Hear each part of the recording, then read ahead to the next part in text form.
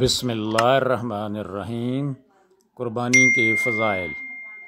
حضرت عائشہ رضی اللہ تعالی عنہ سے روایت ہے کہ رسول اللہ صلی اللہ علیہ وسلم نے ارشاد فرمایا، اللہ تعالیٰ کے نزدیک قربانی کے دن بندوں کے تمام اعمال میں پسندیدہ عمل جانور کا خون بہانا ہے، اور بندہ قیامت کے دن اپنی قربانی کے جانور کے سینگوں، کھروں اور بالوں سمیت حاضر ہوگا، اور قربانی کا خون زمین پر گرنے سے پہلے اللہ تعالیٰ کی بارگاہ میں شرف قبولیت حاصل کر لیتا ہے۔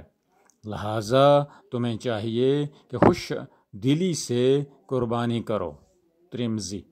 حضرت حسین بن علی رضی اللہ تعالی عنہ سے روایت ہے، رسول اللہ صلی اللہ علیہ وسلم نے فرمایا، جس شخص نے بطبیب خاطر ثواب کی امید کرتے ہوئے قربانی کی تو یہ قربانی اس کے لیے جہنم کی آگ سے آڑ ہوگی۔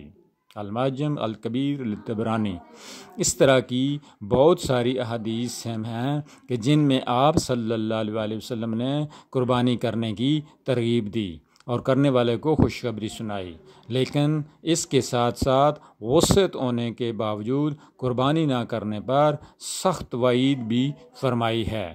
چنانچہ آپ صلی اللہ علیہ وسلم نے فرمایا، جو شخص استطاعت رکھنے کے باوجود قربانی نہیں کرتا وہ ہماری عیدگاہوں کے قریب بھی نہ آئے۔ مسند احمد، ابن ماجہ، حدیث نمبر 3123۔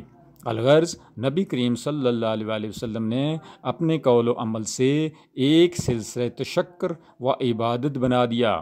حضرت عبداللہ بن عمر فرماتے ہیں، رسول اللہ صلی اللہ علیہ وسلم نے مدینہ منورہ میں 10 سال قیام فرمایا اور ہر سال قربانی فرماتے تھے۔ بعض مرتبہ کسی سفر میں ایام قربانی آ جاتے تو وہاں بھی آپ صلی اللہ علیہ وسلم قربانی ترک نہیں فرماتے۔ حضرت عبداللہ بن عباس رضی اللہ تعالیٰ عنہ فرماتے ہیں کہ ایک سفر میں ہم حضرت صلی اللہ علیہ وسلم کے ساتھ تھے، ہم نے 7 آدمیوں کی طرف سے ایک گائے قربانی کی۔ جامعہ ترمذی۔ صحابہ اکرام فرماتے ہیں کہ مدینہ منورہ میں ہم قربانی کو فربہ کرنے کا اہتمام کرتے تھے اور سب مسلمانوں کی یہی عادت تھی۔ بخاری شریف۔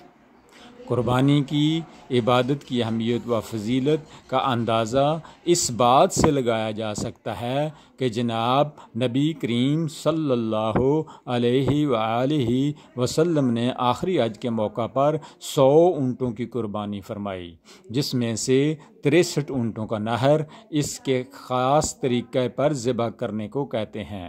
آپ صلی اللہ علیہ وسلم نے اپنے دست مبارک سے فرمایا، باقی کو حضرت علی رضی اللہ تعالیٰ عنہ کے حوالے فرمایا۔ صحیح مسلم۔ چونکہ یہ آخری قربانی اور منی کا مبارک میدان تھا، آپ صلی اللہ علیہ وسلم نے اس کی فضیلت خوب حاصل کرنے کے لیے اتنی بڑی قربانی فرمائی، ورنہ اس سے قبل ہر سال 2 مینڈی قربانی کرنے کی عادت شریفہ تھی۔